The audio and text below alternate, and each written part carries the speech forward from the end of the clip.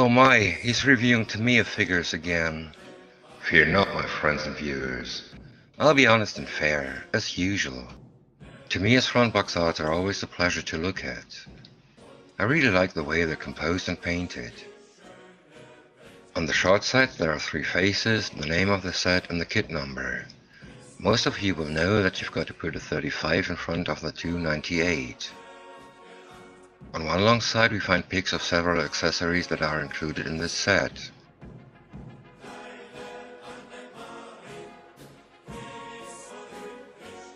On the other long side we find a drawing of the famous and infamous national insignia.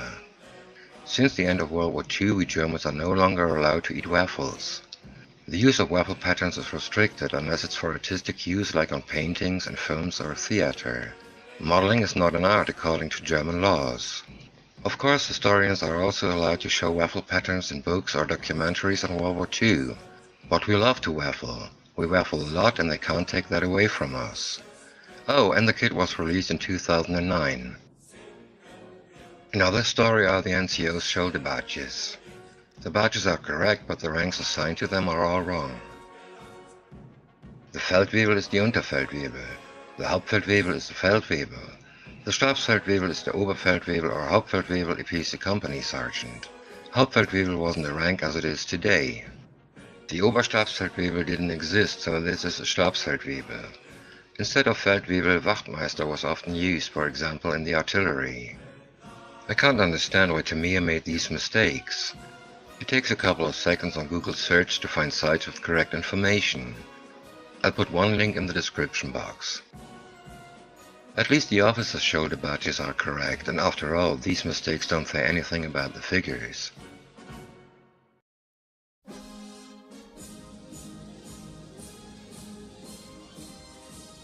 The set comes in 2 sprues, one for the figures and one for the accessories. We'll start with the figures.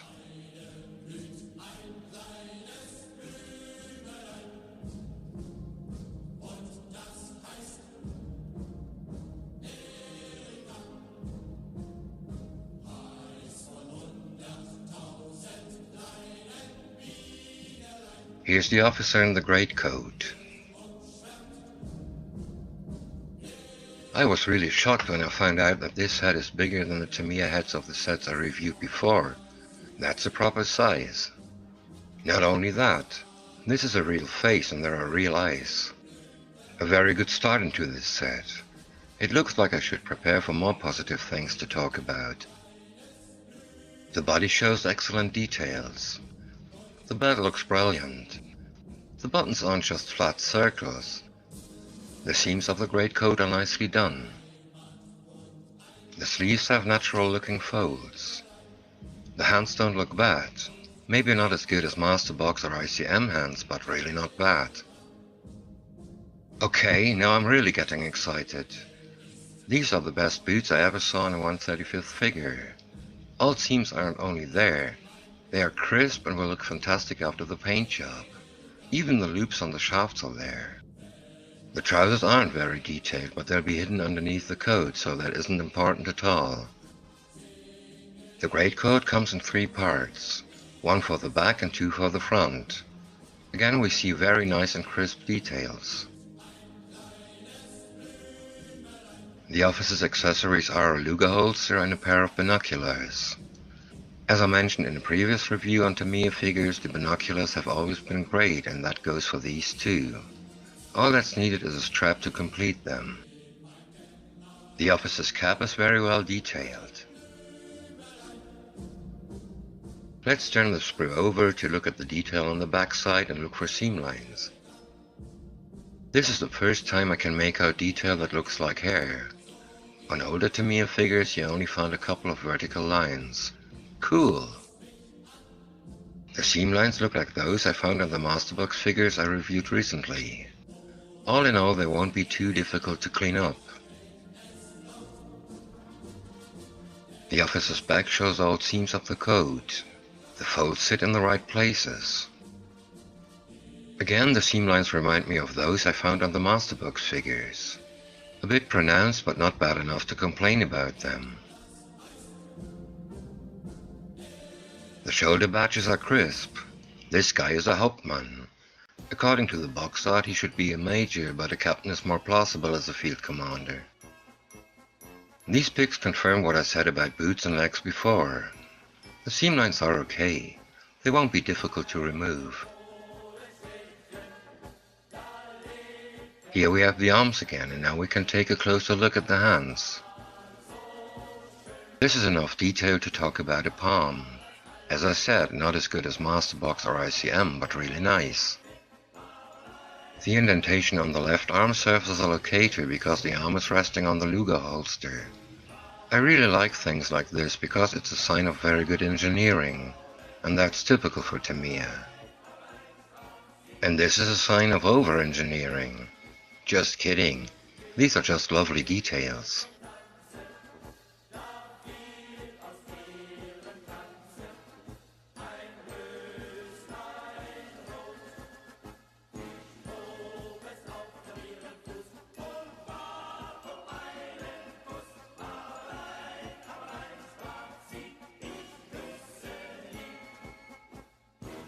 Next is the officer with the brief and the map case.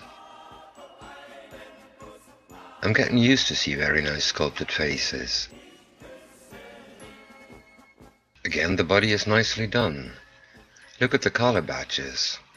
They're precisely represented. I'll show you a better pic of the Iron Cross second class ribbon in a couple of seconds. Look at these legs and boots. Can it get any better? Here we have the arms.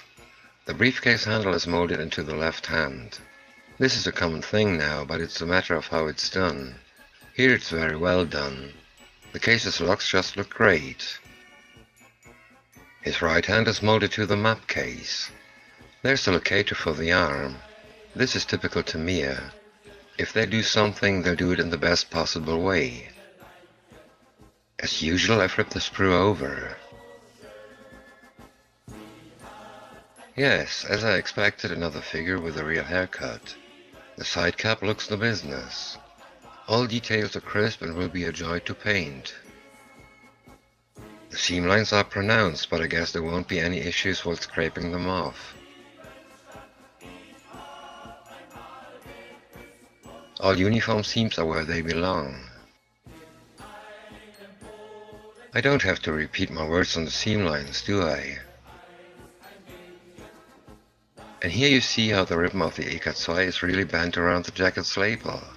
That's just lovely. While the major was relegated to captain, this lieutenant got promoted to Oberleutnant. This seam line sits in a difficult place. You want to take care not to sand off the button.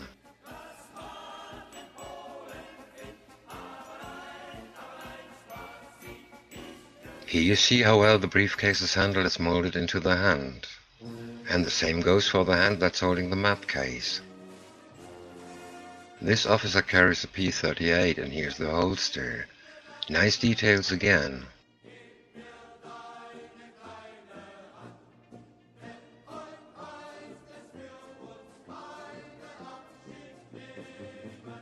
And the locator on the right arm. Up to now I just love these figures.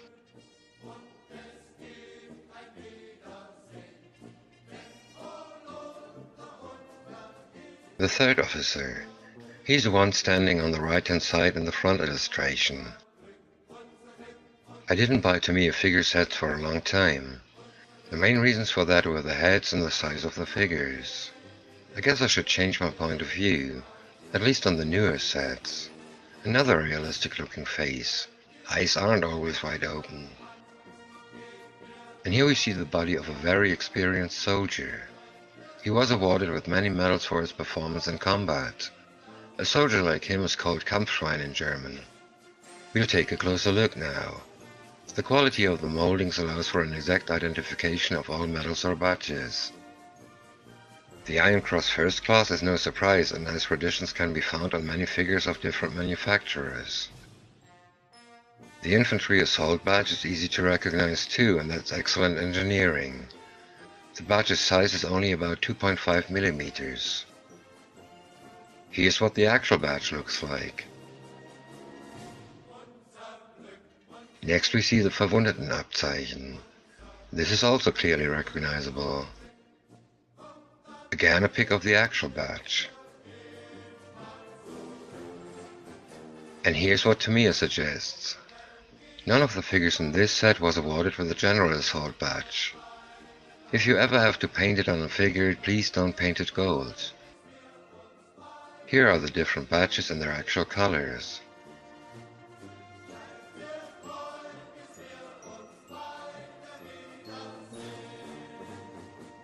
Since I would only repeat what I said about the first two figures, I'll leave you alone for a while.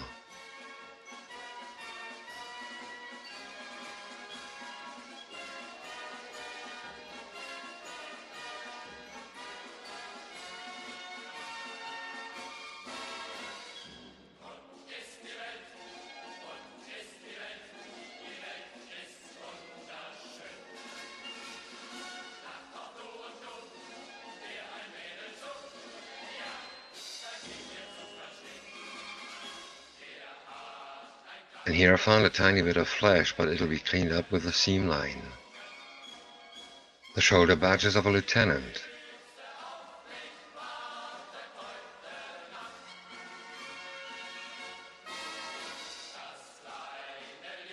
This pocket doesn't look good. It'll need some corrections. The same goes for the one on the other side. That's something I didn't expect. Well, there's no perfect kit. And then his hands are nicely done again.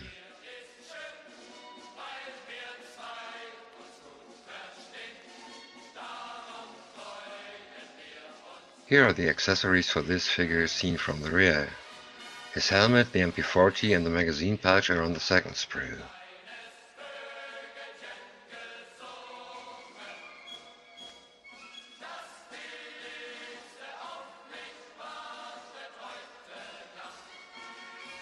Figure number 4 is the NCO checking his Luger. He looks a bit angry. Any problems, sir? Would you expect a Ritterkreuz while there aren't any other medals? The Y-strap and the gas mask case's strap look great. His legs and boots look excellent. NCOs and soldiers didn't wear riding boots like officers. They had Knobelbecher. That's a bit strange. While sleeve and hand are nicely molded, the Luger appears to be rough. Well, maybe the impression will change after the seam line is removed.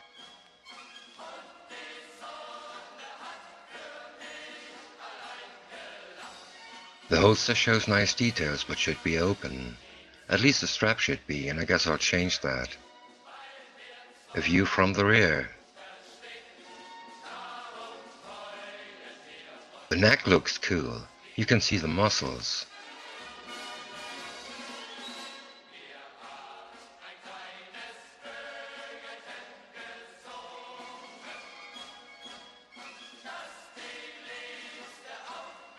As I mentioned before, the Y-strap looks very realistic.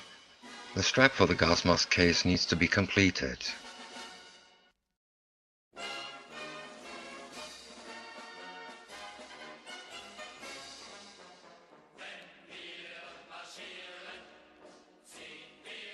The shoulder badges leave room for some guessing. The box illustration shows that he's a Stabsfeldwebel, but without the stars he can only be an Unteroffizier or Unterfeldwebel.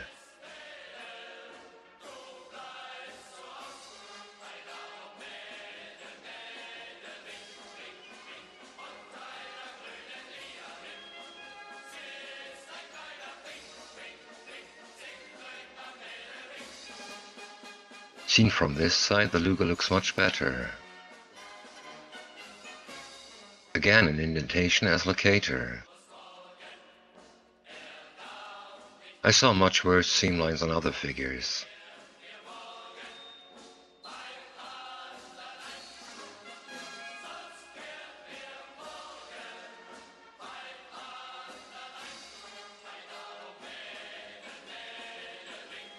The last figure is the radio operator.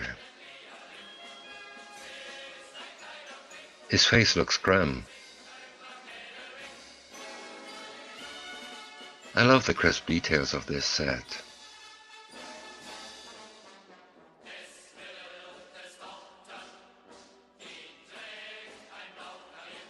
In my opinion, these are the best hands of all 5 figures.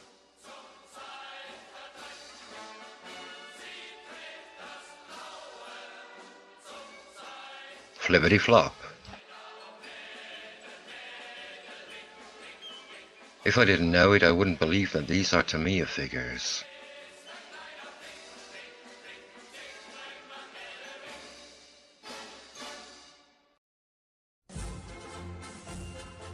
I'm seriously impressed with these 5 chaps. Here are the nails that were used in German combat boots.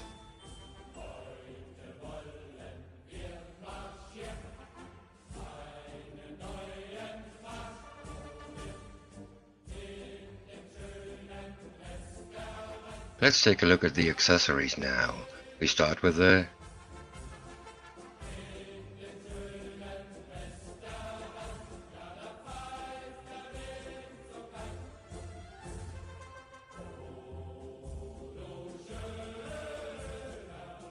It's part of the largest sprue. The details are incredible. Everything's there. The speaker, the little crank, the plugs, everything.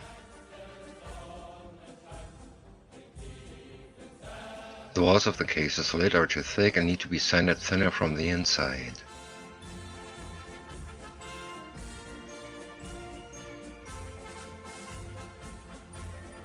Five helmets and haversacks.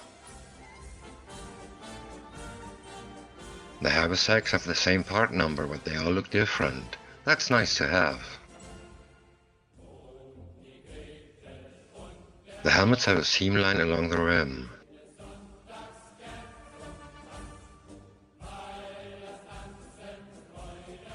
I don't like sprue gates in this place. Why can't they do them on top of the helmets?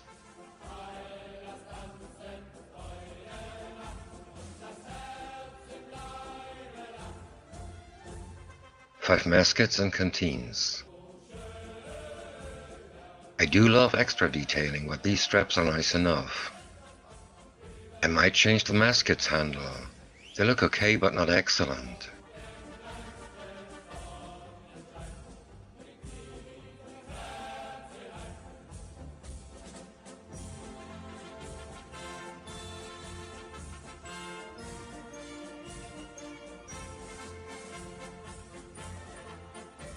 Five gas mask cases and tent packs. For the tent packs go the same as for the haversacks. Same part number, different moldings.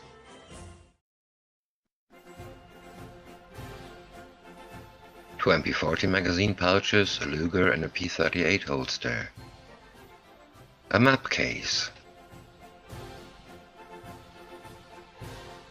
I can only repeat that the details are nice and crisp.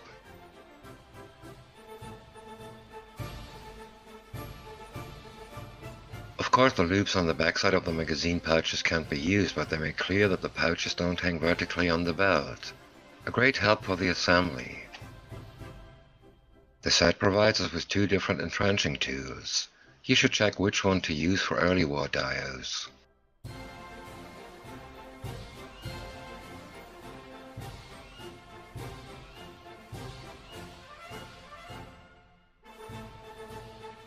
Then there are 2 pairs of pouches for rifle ammunition.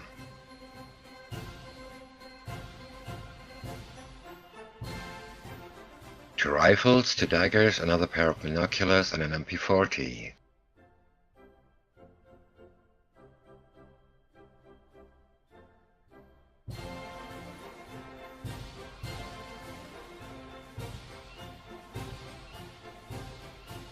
I really can't say anything negative about these items. The set contains an MG34 and an MG42. They come with the complete accessories. Look at the details. They're good to go after cleaning them up.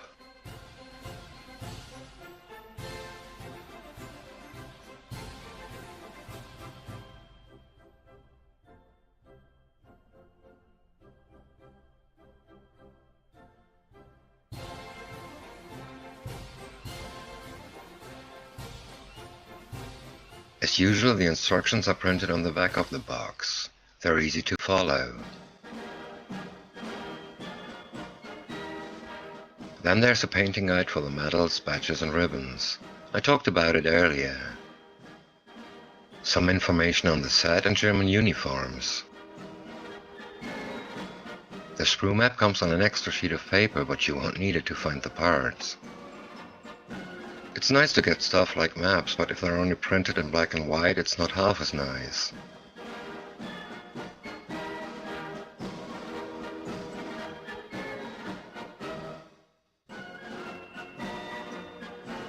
I actually bought this set to use the parts for some Frankensteining.